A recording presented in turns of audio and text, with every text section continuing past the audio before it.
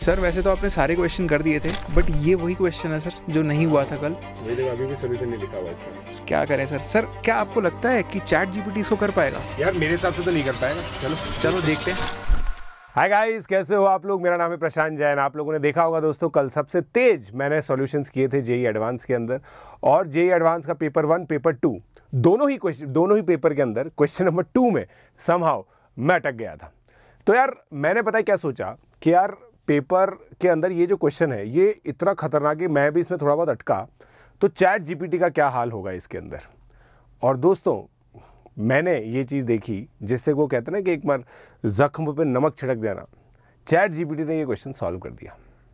समझ रहे हो आप? चैट जीपीटी ने ये क्वेश्चन सॉल्व कर दिया। अब आप लोग नहीं मान रहे होंगे ऑब्वियसली कि भाई कोई ऐसा क्वेश्चन जो पीजे सर एक बार में ढंग से नहीं कर पाए, पीजे सर ने स्किप कर दिया फिर वापस से आए, तो चैट जीपीटी ने कैसे कर दिया। सो दोस्तों वो क्वेश्चन बहुत एल्गोरिथमिक था। एल्गोरिथमिक का मतलब होता है, देखो ये सारे जो बॉट्स होते हैं वो एल्गोरिथम के ऊपर ड्रिवन होते हैं। तो बेसिकली हम लोग ये निकालते हैं। तो देखो ये है ना, इसका सोल्यूशन हो रखा है, ठीक है, फिर भी मैं आप लोगों को करके जरूर दिखाऊंगा इस चीज को। तो ये एक एल्गोरिथम पर बेस्ड है, बेस थ्योरम का क्वेश्चन था, प्रोबेबिलिटी का क्वेश्चन। तो क्वेश्चन नंबर 2 ये था, तो मैं क्वेश्चन आपको रीड आउट करके बताता हूं। A student appears for a quiz consisting of only true false type questions and answers all the questions. The student knows the answer of some questions and guesses the answer for the remaining questions. Whenever the student knows the answer of a question, he gives the correct answer. Assume that the probability of a student giving the correct answer for a question, given that he has guessed it, is half. ये दे रखा था question में. Also assume that the probability of answer for a question being guessed, given that the student's answer is correct, is 1/6. Then the probability that the student knows the answer of a randomly chosen question is.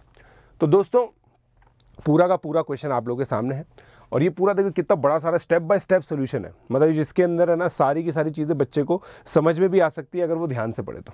और and में answer 5/7 आ रहा है। अब हो सकता है आप इस चीज़ को ना माने, तो मैं आप लोगों को दोस्तों ये करके दिखाता हूँ वापस से, ठीक है। तो चलिए ये ना यहाँ से देखिए, यहाँ से बेसिकली सेंड हो जाएगा, ये हो गया, कॉपी हो चुका है, सेम क्वेश्चन कॉपी हुआ है, मैं इसको सेंड करता हूँ, ठीक है। अब ये जनरेट करेगा, देखिए। To find the probability that the student knows the answer we use Bayes theorem. तो इससे ही हमें पता चलता है बेस थ्योरम का क्वेश्चन था। कुछ बच्चों को ये भी नहीं पता चला था कि ये क्वेश्चन किस टॉपिक का था, ठीक है। अब ये देखिए जनरेट कर रहा है आंसर, सब्स्टिट्यूशन किया है, देखिए, और देखिए कितने अच्छे बच्चों की तरह एंड में आंसर को दोस्तों ब्लॉक लेटर से लिखा भी है 5/7, है ना। ये क्रॉस आप लोगों को शायद नहीं दिख रहा होगा, इसमें बॉक्स बना हुआ है एक, ठीक है। तो ये बॉक्स बेसिकली बना दिया है, आंसर 5/7 आ गया। अब आप देखिए दोस्तों, मैंने देखिए जब वापस से सॉल्यूशन किया था बहुत छोटे में किया था, तो यार इंसान तो ऑब्वियसली फास्ट होता ही है मशीन से, ये तो आप मान ही लीजिए, ठीक है। तो आप अगर इसको ध्यान से देखेंगे ना स्टेप बाय स्टेप, तो इसने पूरा मतलब एक मान के किया, the student knows the answer to a question, events बनाए, ठीक है। फिर सेट में कैसे करते हैं, सी गिवन के, सी गिवन जी, जी गिवन सी, ये सारी इंफॉर्मेशन दे रखी है।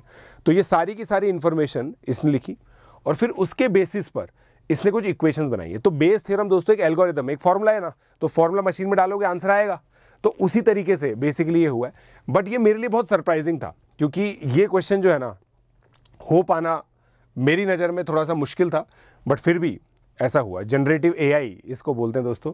तो ये आर्टिफिशियल इंटेलिजेंस के थ्रू इंफॉर्मेशन जनरेट हो रही है। मेरे लिए जो सबसे ज़्यादा सरप्राइजिंग था ना दोस्तों, this question is very difficult in terms of language, है ना। जब अपन ने लैंग्वेज समझ ली थी उसके बाद तो हो ही गया था। हमें मेन दिक्कत किस चीज़ में आ रही थी, लैंग्वेज समझने के अंदर। तो लैंग्वेज समझने के अंदर जो प्रॉब्लम थी ना, वो चैट जीपीटी ने बहुत अच्छे से रिजॉल्व की है। और अगर आप इस सोल्यूशन को देखोगे ना, तो you can actually like in fact appreciate कि यार किस तरीके से ये क्वेश्चंस होते हैं। तो जिन भी बच्चों को चैट जीपीटी में दिक्कत है ना यार, एक बार मतलब सॉरी चैट जीपीटी में तो क्या दिक्कत होगी तुम लोगों को, बेस थ्योरम में दिक्कत है। तो बेस थ्योरम का ये वाला जो सोल्यूशन है ना दोस्तों, ये आप लोग देखिएगा किस तरीके से सॉल्व किया है। बाकी क्वेश्चंस भी मैंने डाल के देखे थे दोस्तों, उनका आंसर ऑब्वियसली चैट जीपीटी नहीं दे पाया, और मेरे पास इतने पैसे नहीं है कि मैं चैट जीपीटी 4.0 देख सकूँ। मैं तो फ्री वर्जन में ही देख रहा था सोल्यूशन, तो क्या पता जो एडवांस वर्जन है उसके अंदर और अच्छा होता हो। तो देखेंगे इस चीज़ के बारे में। बाकी दोस्तों आप लोगों को पता ही है कि हमारे इतने अमेजिंग बैचेस अनअकैडमी प्लेटफॉर्म पर चल रहे हैं।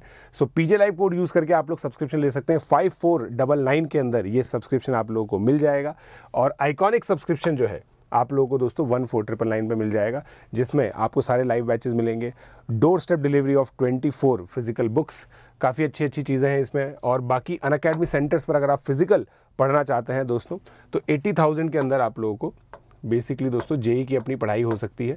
ये बहुत ही सब्सिडाइज प्राइस है और इतनी क्वालिटी आप लोगों को कभी भी नहीं मिल पाएगी इतनी अमेजिंग प्राइसेस के अंदर। Let's crack it.